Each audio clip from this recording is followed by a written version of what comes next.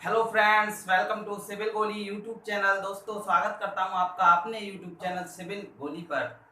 जैसा कि आपको पता है, हम वर्केबिलिटी के टेस्ट कर रहे हैं डिटरमाइन वर्केबिलिटी लैब में। वर्क साइट पर जो आपकी वर्केबिलिटी है वो कैसे डिटरमाइन करते हैं आप या की जाती है। तो हमने बात कर ली थी स्लम टेस्ट में, स्लम कोन टेस्ट में। तो स्लम कोन टेस्ट के आपके डायमेंशन पता है आपको।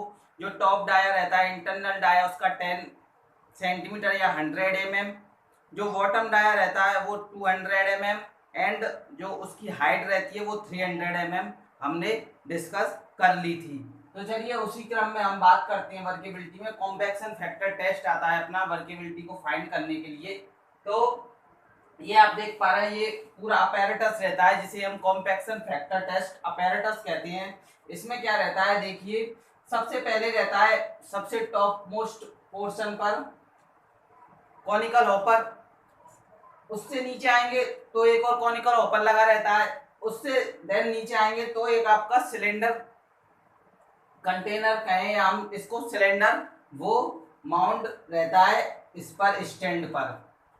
अच्छा, अब बात करते हैं हम जो कि एसएससी जेई 2020 हुआ था, उसमें क्या क्वेश्चन पूछा था। उसमें क्वेश्चन ये पूछा था, जो आपका ये सिलेंडर है और आपका जो सेकंड कॉनिकल हॉपर है, उनके बीच में कितनी डिस्टेंस रहती है। तो उनके बीच में डिस्टेंस रहती है, देखिए देख पा रहे हैं आप यहां से।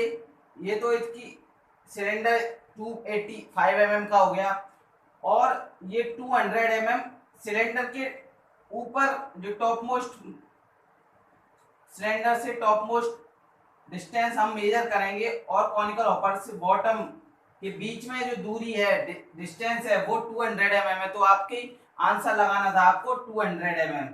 ठीक, अब बात करते हैं हम इसके कि किस किस के लिए सुइटेबल है, कौन सा एग्रीगेट साइज लेते हैं इसमें, और प्रोसीजर में इसके बारे में हम डिस्कस करेंगे। More accurate than slump test, slump test से ये मोर एक्यूरेट है। suitable for medium and low workability, that is compaction factor 0.9 to 0.8। मतलब उसके लिए जो suitable है जब आपका compaction factor 0.9 से 0.8 हो, because क्योंकि the test is more sensitive and gives consistent result। क्योंकि आपका ये जो टेस्ट है ये मोर सेंसिटिव रहता है और ये कंसिस्टेंट रिजल्ट देता रहता है हमें। नॉमिनल साइज ऑफ एग्रीगेट की बात करें हम तो 40 mm से ज्यादा नहीं लेंगे इसमें नॉमिनल साइज। आगे पॉइंट में बात करें, the test has been popular in lab condition. ये ज्यादातर आपकी जो लैबोरेटरीज हैं, आपके कॉलेज हैं या आपकी जो डिपार्टमेंट की लैब हैं, उनमें ये ज्यादा प्रेफर किया जाता है कंपैरिजन टू वर्क साइट या फील्ड पे हम बात करें तो।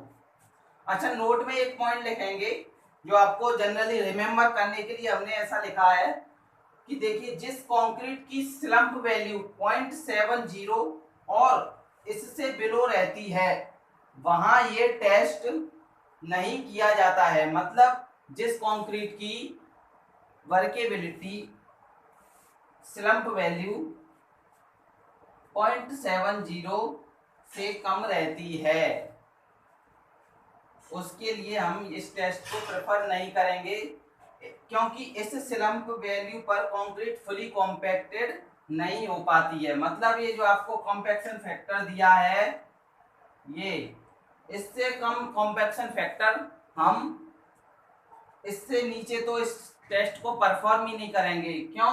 क्योंकि इस वैल्यू पर कंक्रीट फुली कॉम्पैक्ट आपकी नहीं हो पाएगी। अब समझिए कैसे नहीं हो पाएगी। देखिए, आपका कॉम्पैक्शन फैक्टर 0.7 से नीचे जाता है, उसका ये मतलब है कि आपकी जो स्लम्प है आपको कम मिल रहा है।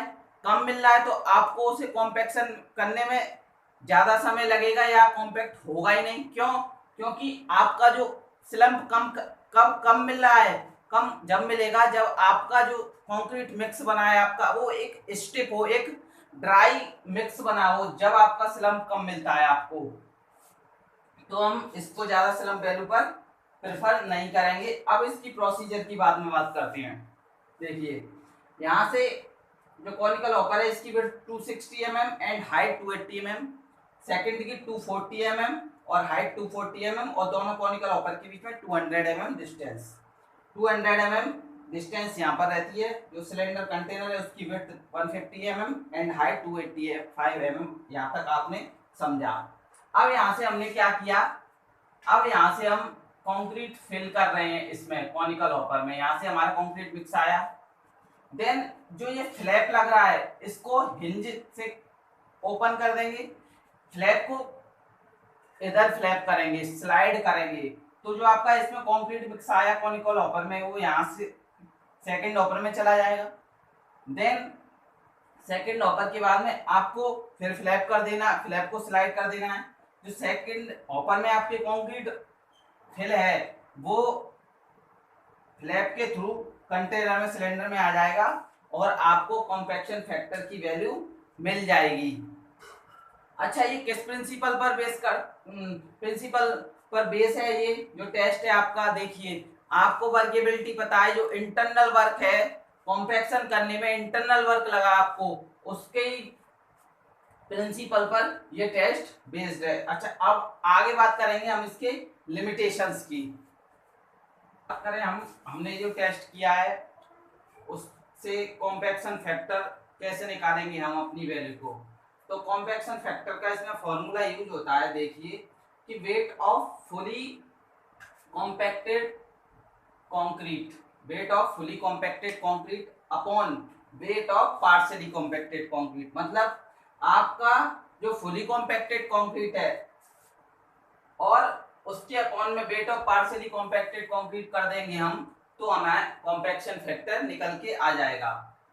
ये तो वेट में बात की हमने। अब मास के टर्म्स में बात करें तो mass of fully compacted concrete and upon में mass of partially compacted concrete, ये हम यूज कर देंगे तो हमारा कॉम्पैक्शन फैक्टर निकल के आ जाएगा। एक नोट में लिखेंगे, इंपॉर्टेंट है ये, कि compaction factor directly proportional workability. मतलब इसका क्या है कि जैसे जैसे आपका कॉम्पैक्शन फैक्टर बढ़ेगा वैसे वैसे ही आपकी वर्केबिलिटी इंक्रीज करेगी। ठीक। अच्छा, इनवर्सली प्रोपोर्शनल रहता है ये 1 सिलेंडर हाइट, जो हाइट ऑफ सिलेंडर है उसके ये इनवर्सली प्रोपोर्शनल रहती है वर्केबिलिटी। कैसे, यदि यहाँ पर 285 mm है इसकी हाइट, अगर हम बढ़ाएंगे इसकी हाइट, मतलब हमने कर दी इसकी 300 mm, तो 300 mm कर दी हमने, तो हमको ये वर्केबिलिटी डिक्रीज हमारी हो जाएगी, वर्केबिलिटी डिक्रीज। अब कैसे हो जाएगी वर्केबिलिटी डिक्रीज, क्योंकि कॉम्पैक्शन फैक्टर घटेगा, ये हाइट ज्यादा हो जाएगी तो इस ये थोड़ी और इसको हाइट मिलेगी, यहाँ से मिक्स जो आएगा सिलेंडर में, अब हाइट मिल गई उसकी तो सेग्रीगेशन के चांसेस इसमें हो सकते हैं। इसलिए हम कह रहे हैं कि यहाँ सिलेंडर की हाइट बढ़ाने पर वर्केबिलिटी रिड्यूस हो रही है। लिमिटेशन में बात करें इसकी, तो कोर्स एग्रीगेट जैसे जैसे हम बढ़ाएंगे वर्केबिलिटी हमें कम देखने को मिलेगी।